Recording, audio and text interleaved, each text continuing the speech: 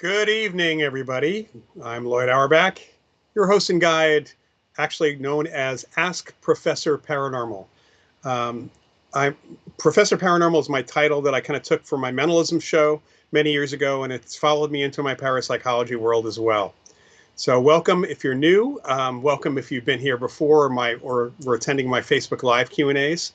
So the purpose of this is really for you, for me to answer questions.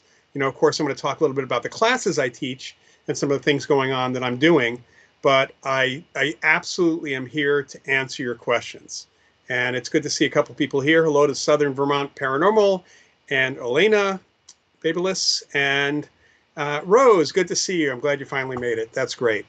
So anyway, for those who are new or old to this particular venue, please feel free to ask me any questions about parapsychology. Hi, Cindy.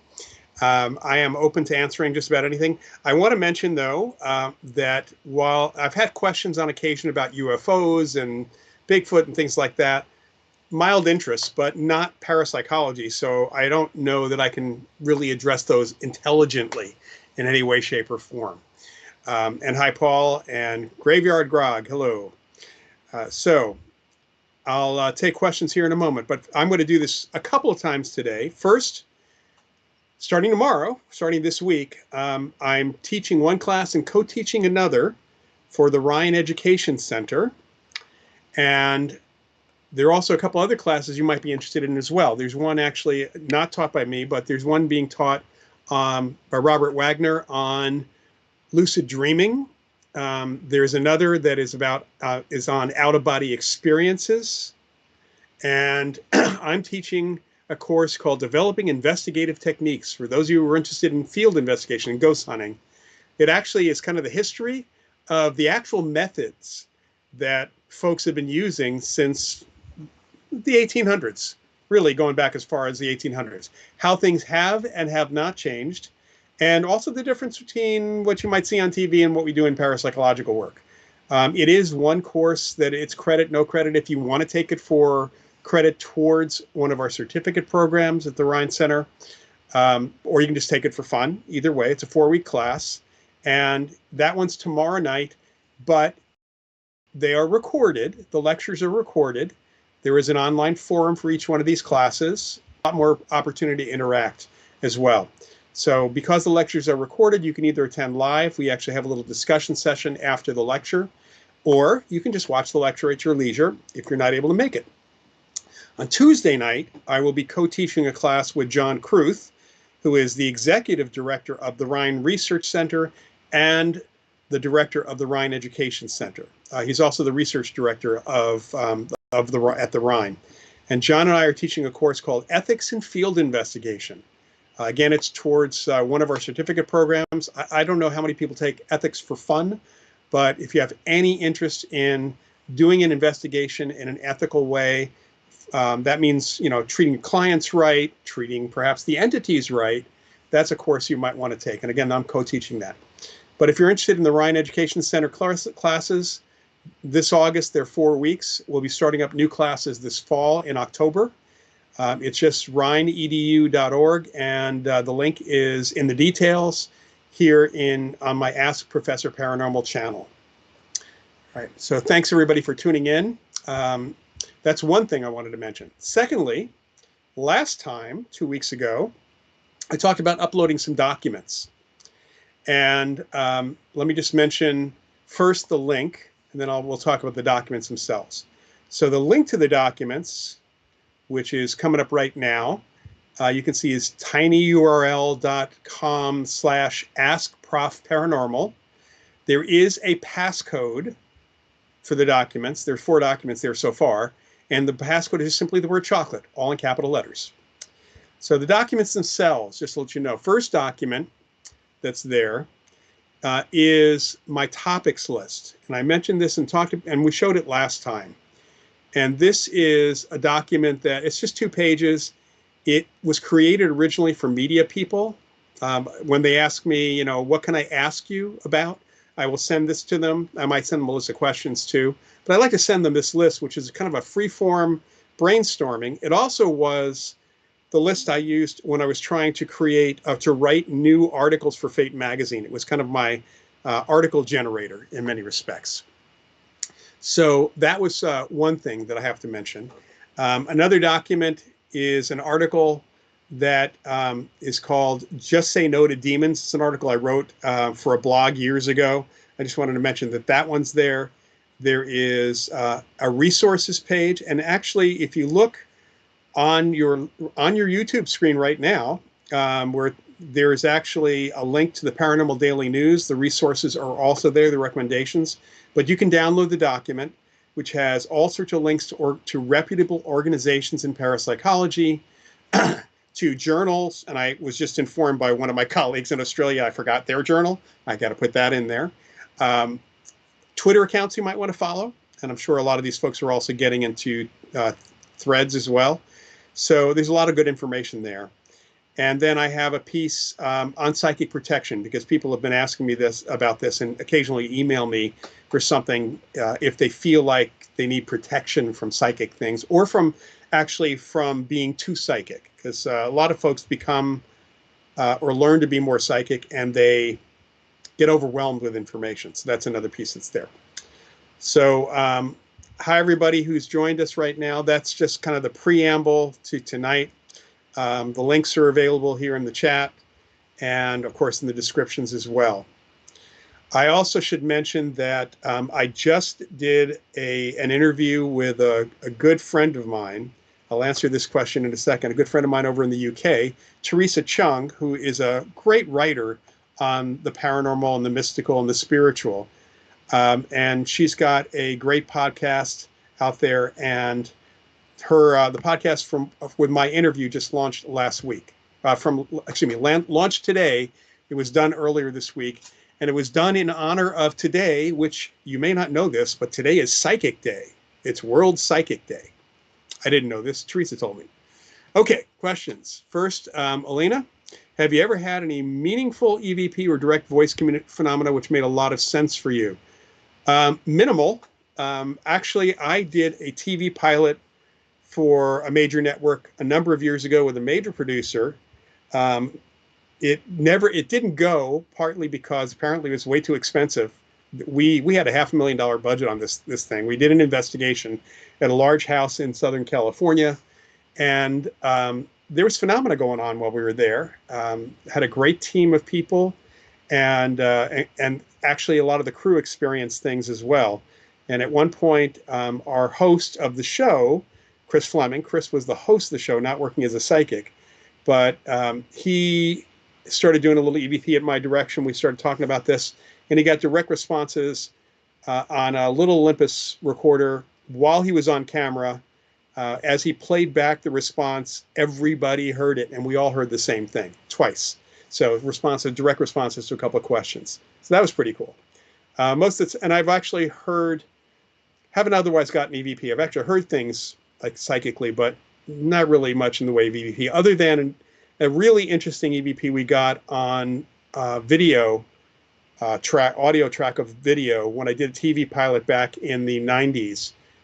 Some folks I worked with, we did a show called Haunted America back in the 90s, and interestingly enough, we got something going on, not words, but something else going on one camera, one VTR video recorder hooked into the same sound system, same mics as the Japanese TV crew who was with us, their video recorder. The sound was only on the American video recorder, not the other one. And it was all happening while the Japanese medium, Mrs. Aiko Gibo, was actually communicating with the ghost of a little girl that was there. And we had all sorts of phenomena. We had every piece of equipment was going off at the time. So it was pretty interesting there for that. But that's about the only time I've gotten anything. Rose is asking, what's the connection between sensing ghosts and being near electrical lines? Does this enhance our senses or prove seeing ghosts as electric produced? Really, there's not much of a connection. Unshielded electrical lines or high tension power lines can affect us in other ways. You know, there's controversial research about whether high tension lines, people are living under them. There seems to be some evidence that cancer can come up with for certain folks. I know that one case I investigated with high tension lines right over the house, the lines were actually giving off both high frequency and low frequency sound. And that was in fact causing some issues, a perception with the family, with the people living in the home, not paranormal at all. It actually explained, we understood what the actual explanation was for things like feeling anxious and seeing things out of the corner of their eyes. So that doesn't enhance our senses. It affects, however, our bodies and our brains and our perceptions in that respects. It's hard to know how electrical lines otherwise might affect us, but we have to also consider that when you're doing anything with an EMF sensor, like everybody tends to do, that you have to look for electrical lines, because that's what those devices will in fact pick up before they pick anything up. Anytime I've been anywhere near high tension lines for a case, we can't pay any attention to the EMF sensors because they top out pretty quickly. Hi, Danya. Good to see you here.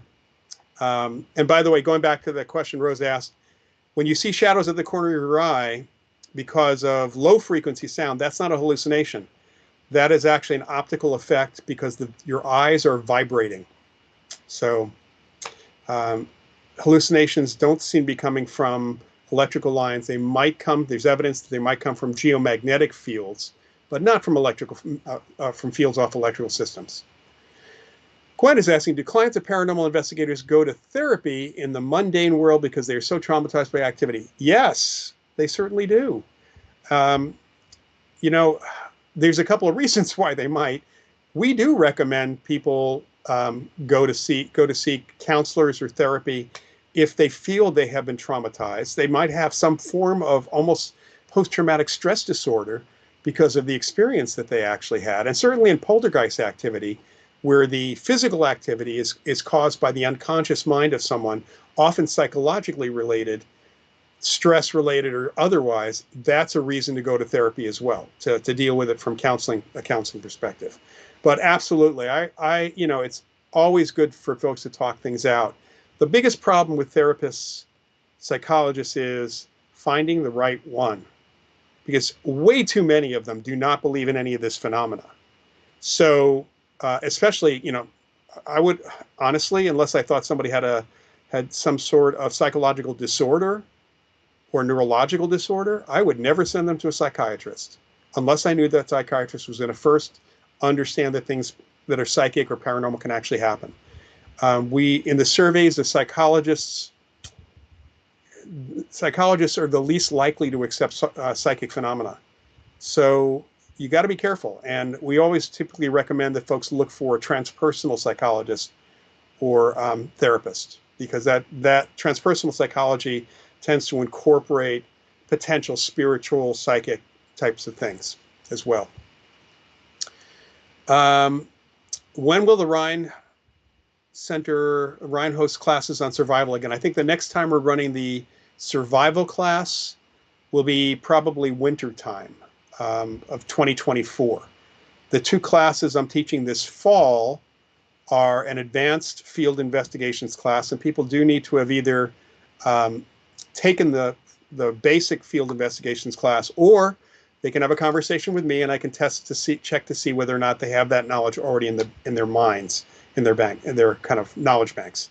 The other class I'm teaching should be open, is really one that might be of interest to everybody, which is a class covering major cases, or I guess you could say a deep look at some of the cases that have been investigated by some of my predecessors, but also a few of my own cases as well. We're going to take some deep dives into some paranormal cases going back in time.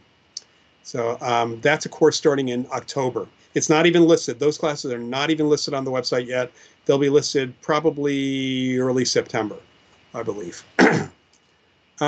Cindy, most scary moment during an investigation.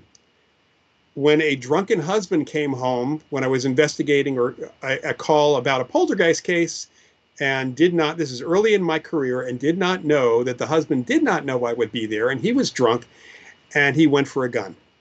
That was the scariest moment. I had another similar situation like that. I am not afraid of the paranormal at all.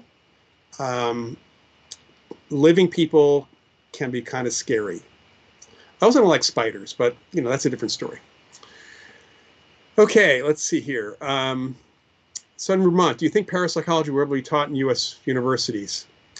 I would love to say yes. And I think we're getting more and more support from people in academia in a very, very slow way here in the U.S. But the skeptic organizations who are not really skeptics in the 70s and 80s and into the 90s did such a good job at making fun of our field, making fun of people who believe this stuff, that it's become a no-no to even express one's own interest in most universities. I think that the best you're going to find is that some universities will offer adult ed classes or continuing ed classes, sometimes taught by the faculty, in fact. And occasionally you might find a class that is supposed to be a skeptical look, and sometimes it's a true disbelieving look. And other times it's actually truly skeptical, so kind of middle of the road. But that'll typically always include other types of things like UFOs and other stuff too.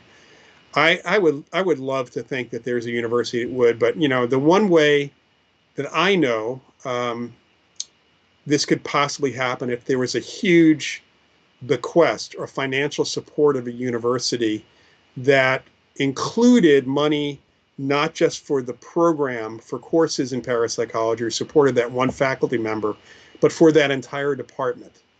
And I'll give you an example of this. My dad for many years produced the international broadcast of the Rose Bowl and the Tournament of Roses Parade. And at one point in the 90s, he had a retreat with, at that time, it was the Pac-10 coaches, the head coaches of the Pacific 10 Conference. And I was there, and I sat in on part of it. My dad wanted me to, he said, feel free to talk about your parapsychology stuff. And it was actually really interesting because a lot of what we do when we look at psychokinesis, mind over matter stuff, is sports psychology. So we're talking about that. And I asked them, what it would take, at these major universities to get something going. And all of them said the same thing pretty much, which was get somebody with a few $1,000,000, maybe a couple $1,000,000, to give a donation to the university to start either a department or at least several courses in parapsychology, but half the money goes to the athletic program. Now, they were being kind of selfish in that athletic program thing, but when it comes right down to it, a lot of donations to universities come because of their athletic programs. That's where a lot of the funding comes from, comes through the university from the alumni.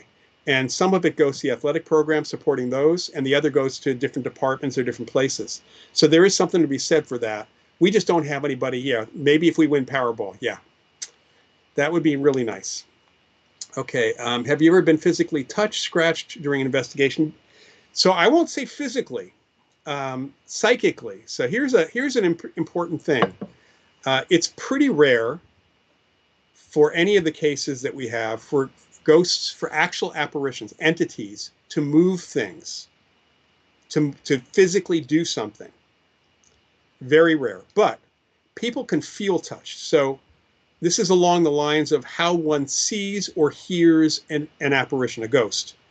You are not seeing, if you see a ghost, you're not seeing the ghost with your eyes. That ghost is not optical. The ghost is psychic. In other words, you're getting that image in your head and it's being added to your perceptions, your visual perceptions. So it looks like it's physically there, but it's kind of a hallucination. It's just a hallucination with an outside source.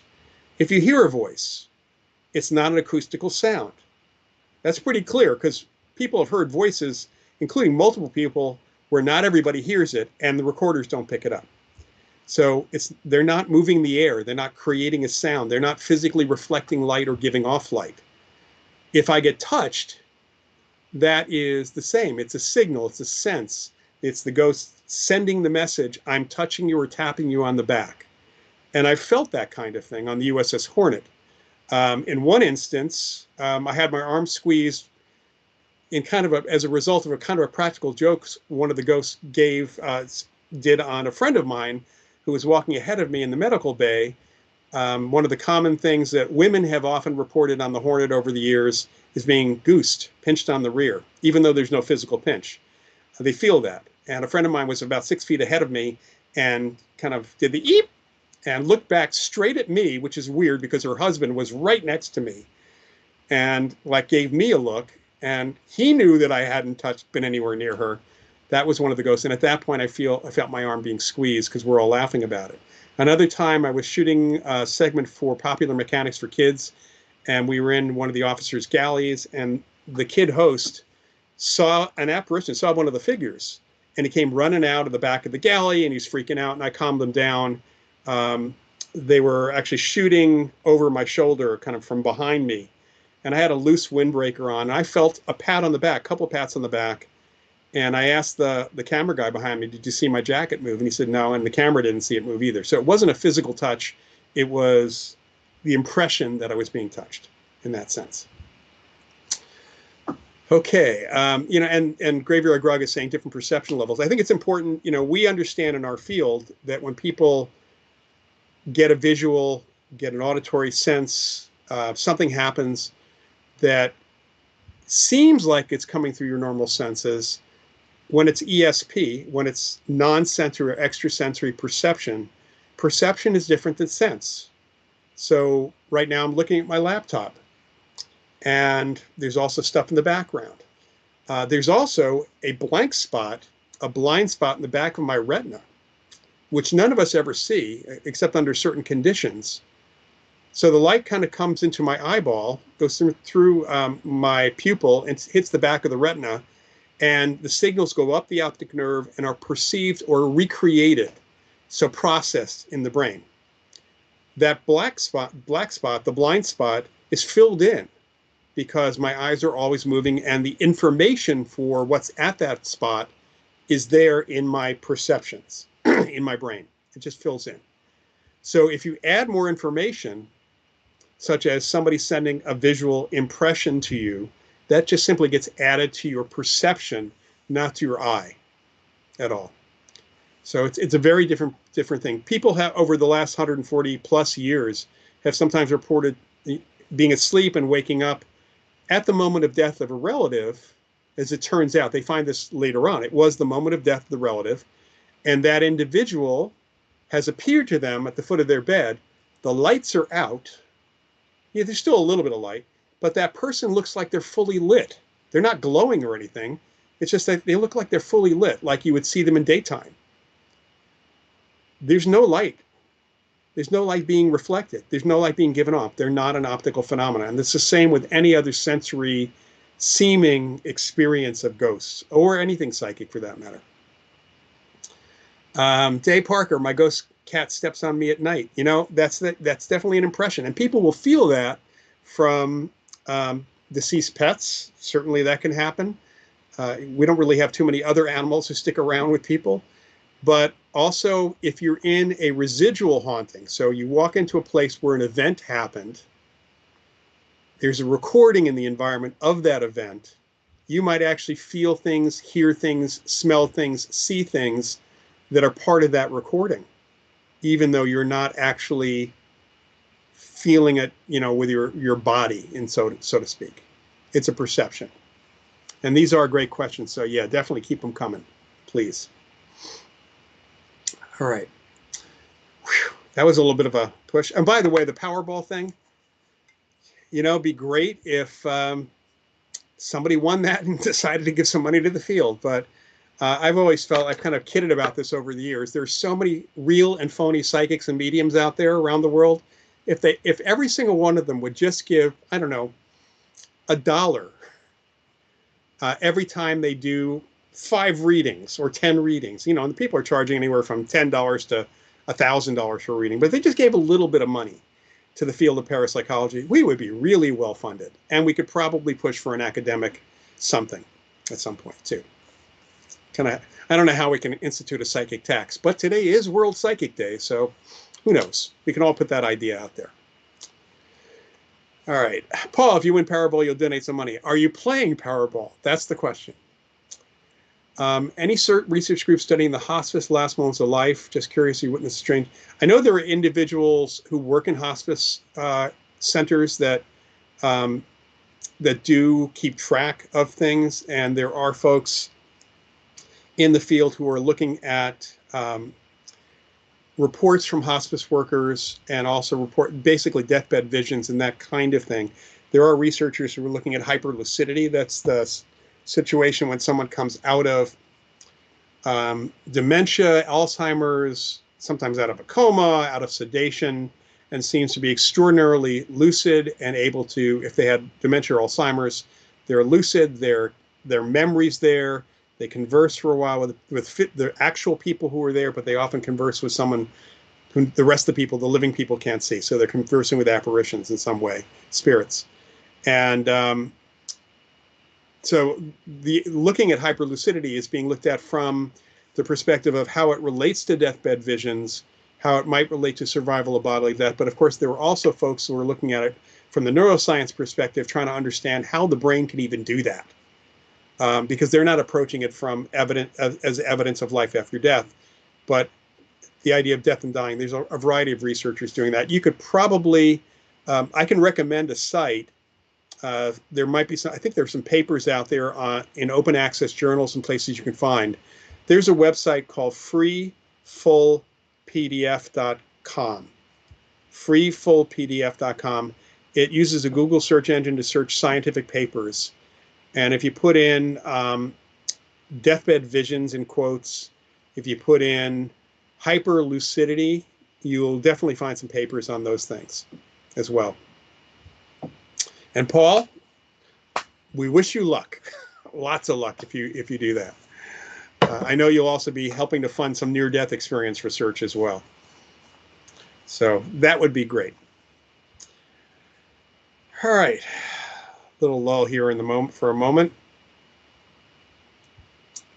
All right, Lena, you've noticed some interesting similarity between Barak-Sheba case, Russia, and the Enfield poltergeist. Both focal agents pointed to the back of their head and neck area when they were asked where they felt. That's interesting. The presence of alleged entity, is it possible to place attachment pure coincidence? Well, you know, there's a question as to whether the Enfield poltergeist was actually an entity or not. There was, you know, I spoke to Maurice Gross years ago about it, and you know, there's stuff written by Guy Lyon Playfair about the Enfield case. One of the issues is the Brits do use the word poltergeist when there is an entity who can move things or do things, whereas, but they also use that term for situations which living people cause those things to move. Whereas we tend to use the term here in the States for just living agent psychokinesis. And if a ghost can move something, that's a function of the apparition. It's not a poltergeist per se, because the activity by an apparition is typically not as chaotic as what you saw in the old Enfield case. That's one of the things that seems to make it different than typical apparition cases where the ghost, an entity, is moving something. From my reading of Enfield, my suspicion is that there might have been an entity there as well, but there is definitely, if there was psychokinesis, actually unexplained movement, it was not all from the entity. It was actually from the unconscious of that individual. And I've had a couple of cases where something else that was paranormal stimulated the stress of a living person, causing phenomena to happen. In other words, the apparition didn't make the things move. It was the apparition caused the individual to stress out about the apparition, and that caused stuff to move. In another case, it was haunting. It was actually recording residual stuff that caused that stress. So tough to say. You know, people have poltergeist agents sometimes get headaches, feel different things. You know, it's not attachment. We don't look at that. Even if there was an apparition there, that's not an attachment. You know, it's probably, it may be something going on inside the heads or the bodies of the poltergeist agents.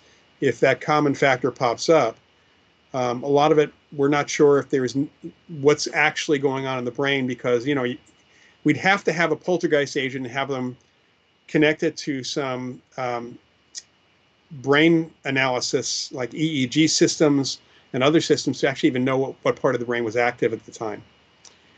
But it would be, I think it's not a bad idea to ask these folks if they felt something personally. And I've gotten different responses from folks. So that might have been coincidence in that case. And by the way, I'll talk more about this next time, but on the 25th of August, it will be 7 p.m. Eastern, 4 p.m. Pacific. I will be doing a lecture on poltergeist phenomena for the Rhine Research Center.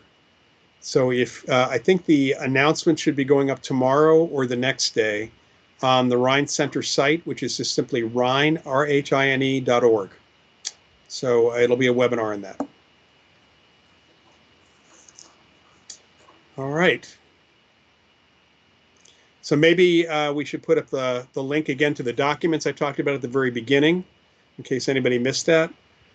So I'm going to be adding other documents depending on people's questions and requests. I may add them to a different URL later on, but if you go to the URL that's on the screen right now, and the passcode is chocolate, all caps, you can download 4 different documents, including my topics list, an article on what we think about demons, then an article on psychic protection, and a list of great resources on the web and otherwise to go to for information about parapsychology, the paranormal, and so on. A lot of good sources that are there. All right, also mention Paranormal Daily News, which is the link that's right below the video here. There's a link to the recommendations, the resources that's also on Paranormal Daily News, and I do recommend that site. I'll be putting up some articles there over the next few months as well.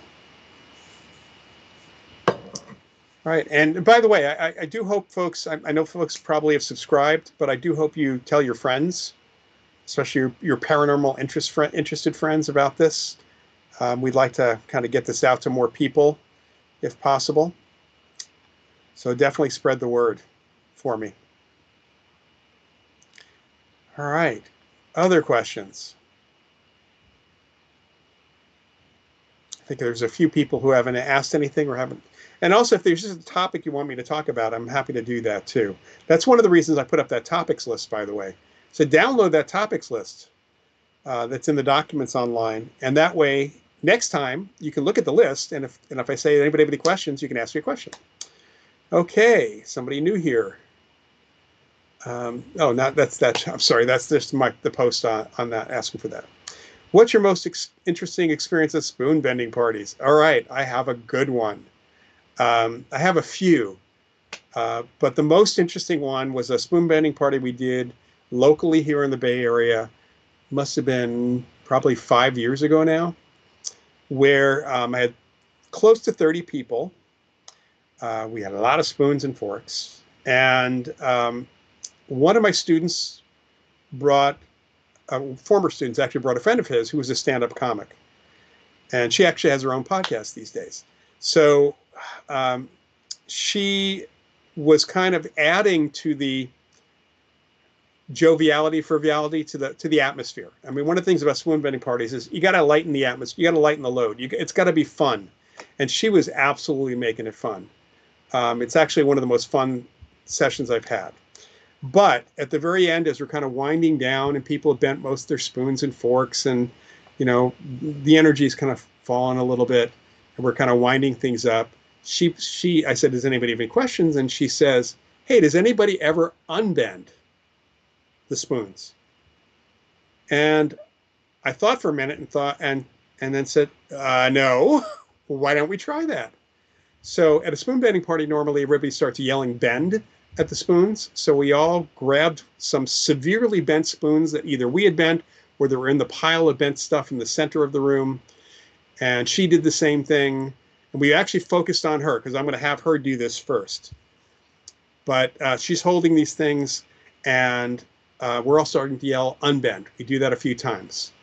And we all watch as she just straightens these spiral bent spoons, straightens out a whole bunch of things.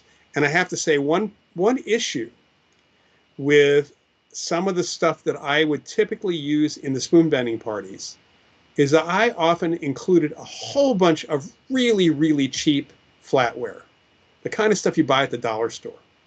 And if you start bending it, most of the time, unless you bend it really slow, it breaks, it snaps. And to see these things bent in spirals and tied into knots, more or less, really bent into unusual shape, that's interesting enough as it is. But if you tried to unbend these things, slow or fast, they're inevitably always going to snap. And yet she was able to do it. So this is something I'm definitely going to be trying on now that COVID's over, more or less, although we're seeing another resurgence of it in some parts of the country. I'm going to start, hopefully this fall, doing spoon bending parties live again. And part of my process will be also to try to unbend at the end. So That was the kind of coolest thing. Another cool situation I got to tell you. One of the early ones that was run by Jack Houck, who is the aerospace engineer who kind of created the spoon bending parties. Our receptionist, this is back when we had our graduate parapsychology program at JFK University in the early 80s. And Jack would bring things like hacksaw blades, again, brittle metal. These are things that would snap if you tried to bend them at all. But he also brought things like steel rods, rebar. He had aluminum rods of varying thickness. Our receptionist had a guest visiting from the East Coast, and he was a magician, not a semi-pro, I guess you could say. He and I kind of talked about magic quite a bit, but he was a disbeliever. But he thought he'd go to this thing and kind of watch, and he'd stay. He'd not be a skeptic, and until afterwards, he said we could debrief later. So we go through the whole process, which is kind of a visualization. It's sort of a ritual, but it's really to give people an idea of it's a light altered state. And he really did take to it. He must have been a really good hypnosis subject, is my guess. He's bending stuff all over the place. And of course, people are wondering about him doing that because he's a magician. So Jack gave him a 1-inch thick, 1-inch in diameter aluminum rod, about so big. And he tied it into a pretzel shape, like very quickly. All right, so now we have this thing that he just did. We finish up the session. Jack brings everybody back down to earth, more or less. And afterwards, Jack is talking about what it felt like, how to go. And the guy's like, I'm sure, it's not psychic. He just kept on saying it's not psychic. So we go out to dinner afterwards, or actually out for drinks afterwards. And I said, so how did you do that? That was not any sort of mentalism or magic thing. He said, oh, it's pretty clear. I was rubbing it, and the friction of my hands heated up the rod to the point where it melted inside, and it was soft, and I was able to move it. So I said to him, let me see your hands. He said, why? I said, let me see your hands. And he shows me his hands. I said, where are your blisters? He said, what are you talking about? I said, where are the burns? He said, what are you talking about? I said, do you know what the melting point of aluminum is?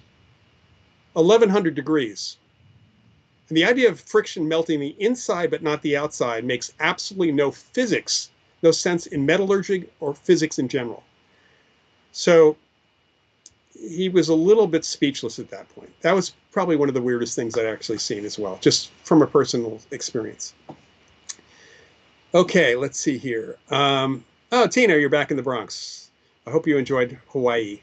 Graveyard Grog, would you be able to tell us, almost play-by-play, if you will, how you perform an investigation and how it contrasts from what people are used to seeing on TV? So I can give you somewhat of a play-by-play. Of course, what we do when we figure out what we're dealing with diverges a bit in terms of the resolution or how we deal with this stuff.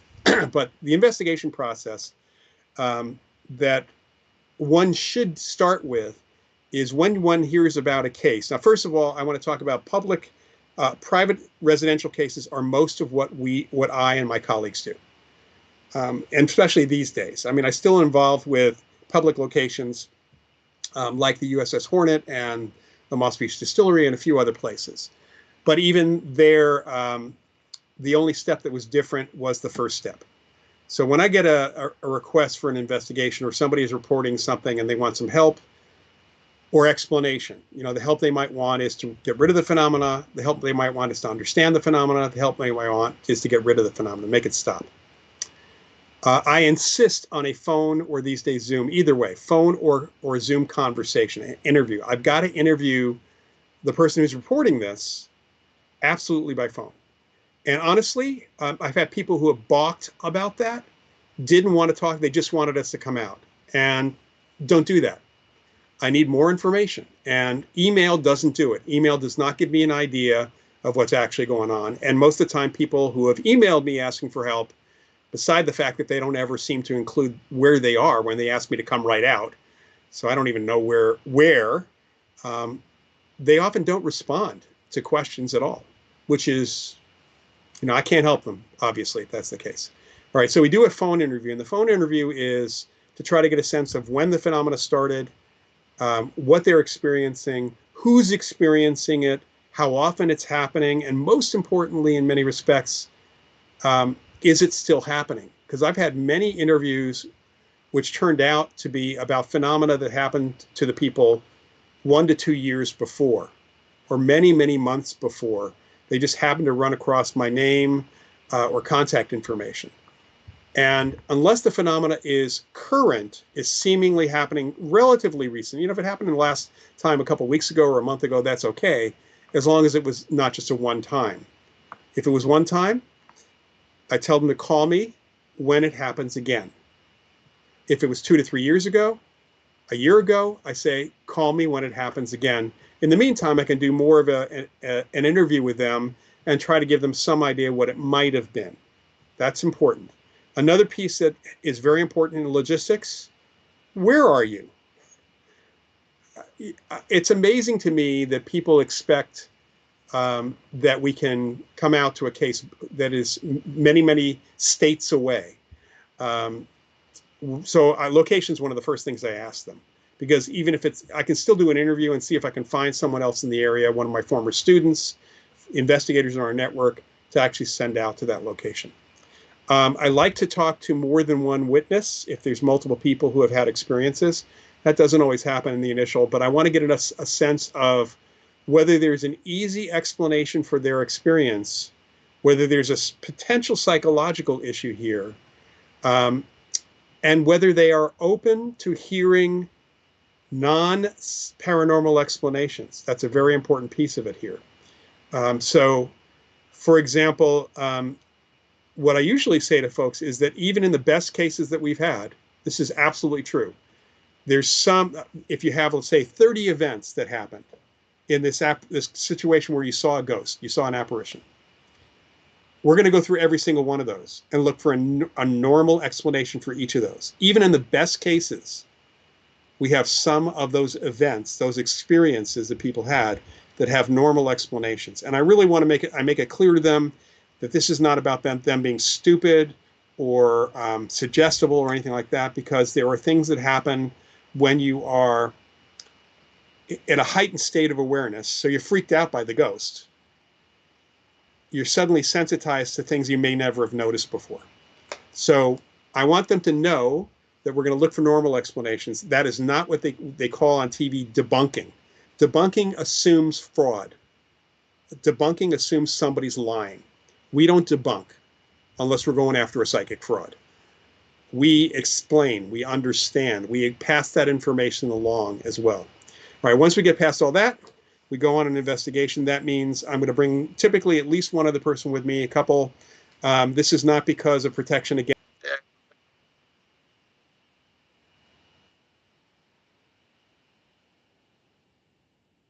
Hopefully it's.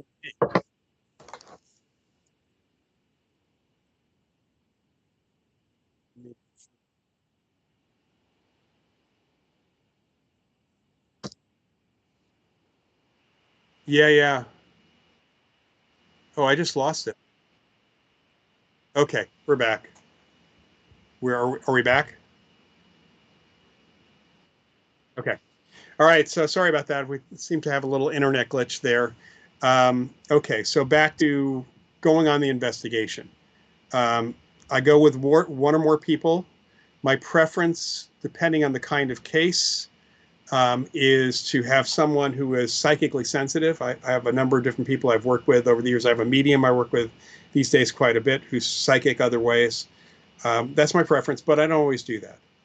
Um, the reason to have a second person is not just for safety reasons against the living, but also to have somebody else to be observing, to somebody else to give their own input, somebody else to actually ask questions, because we interview the witnesses in a group and then we interview them. And by the way, witnesses includes anyone who lives in the location, even if they've not had an experience.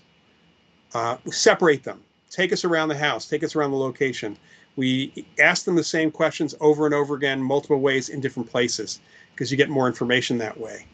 And then we might use things like EMF sensors to determine if there is any connection to the phenomena, to the experiences they've had. Equipment is only useful for detecting what's going on in the environment in that moment.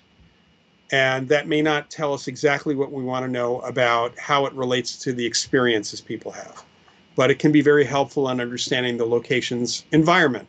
And sometimes it can tell us why they have concluded something is paranormal and something is not paranormal. So we go through that process. We then, the team, whoever that is, 2, 3, 4 of us, however many. And by the way, if I'm only going to a place that has 2 people, I don't want to overwhelm them with 5 investigators.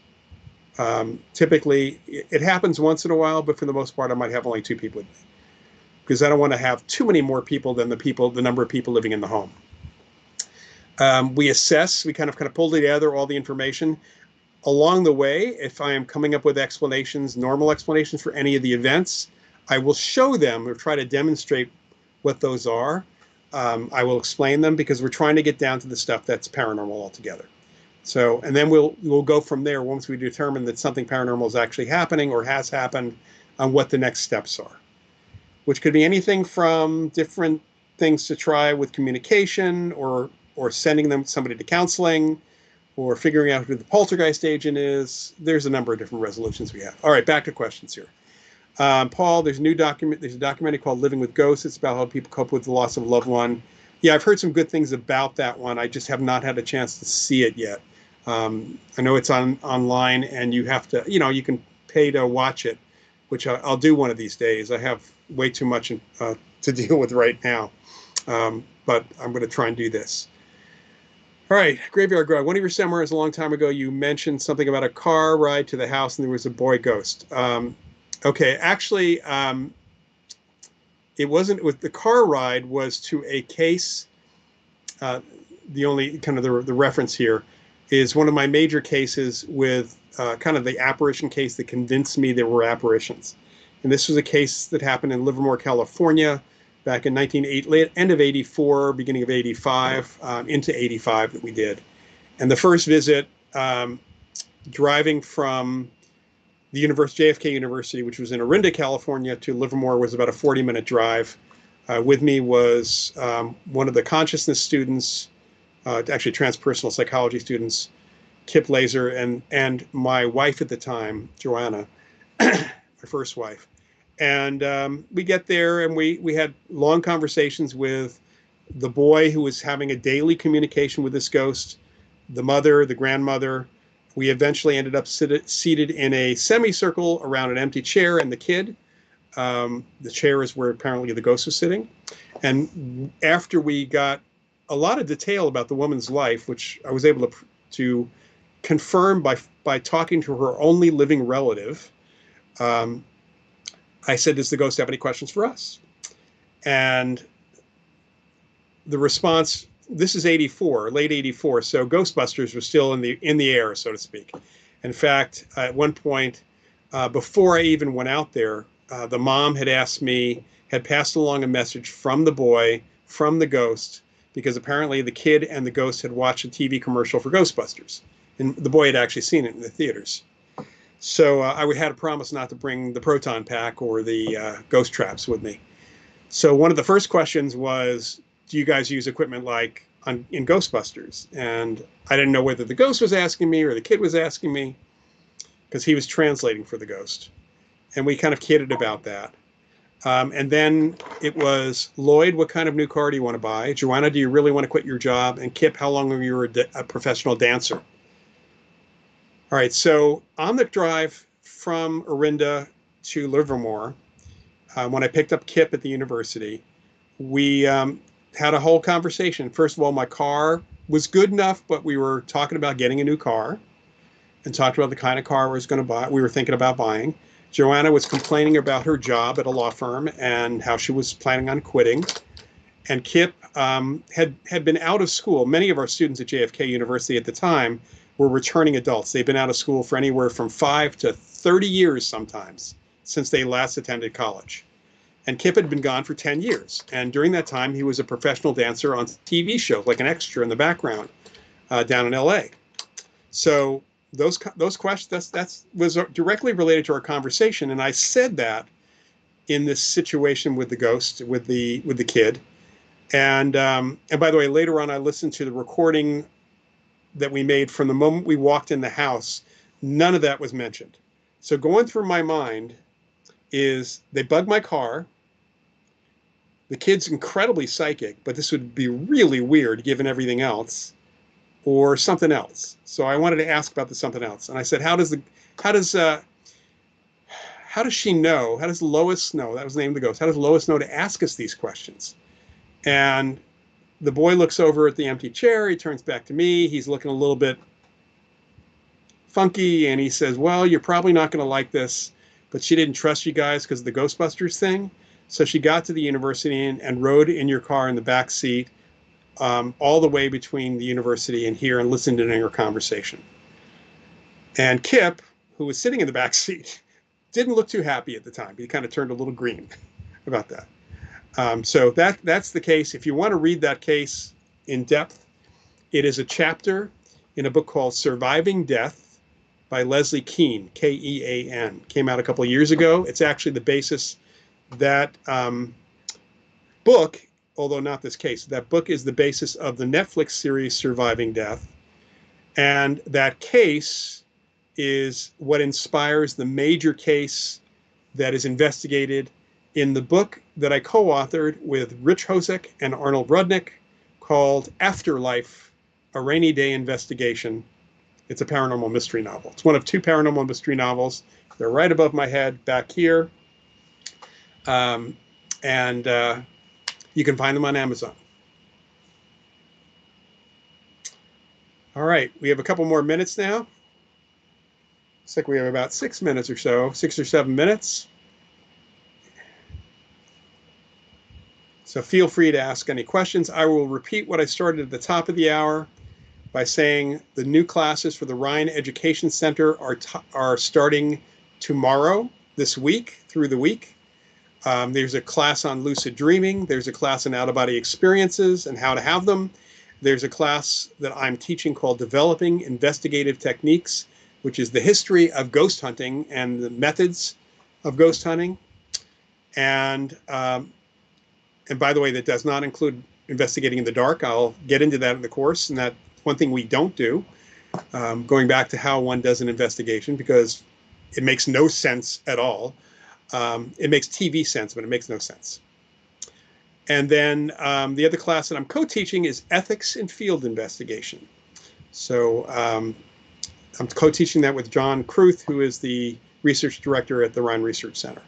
You can find them on the link to the Ryan Education Center is in the details description, the About section of this YouTube channel, this page, and it's just Ryan, RHINE.edu.org.